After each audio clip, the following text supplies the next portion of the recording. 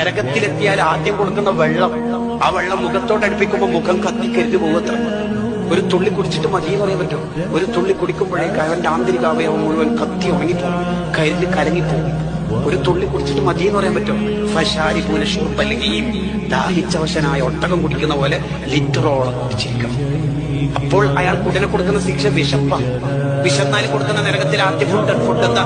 ഉള്ളു ആണി ഭക്ഷണമാണ്. ഇത് കടിക്കുമ്പോ തന്നെ തൊണ്ടക്ക് കൊടുക്കും. ഇരുമ്പിന്റെ ആണി തിന്നാൽ എങ്ങനെ ഉണ്ടാവും? ഇത് ഒരു കഷ്ണം കടിച്ചിട്ട് മത്തീന്റെ പൊരിച്ചയുടെ മുള്ള തിന്നുന്ന പോലെ കടിച്ചിട്ട് മതി എന്ന് പറയാൻ പറ്റും. ഫമാലികൂന മിൻഹൽ ബുത്തൂൻ, പള്ള നിറച്ചു കൊടുക്കും. ഇവിടെ തഫാസീറുകളിൽ കാണാം ചാക്ക് നിറച്ച് മുള്ളിങ്ങനെ തീറ്റിപ്പിക്കും.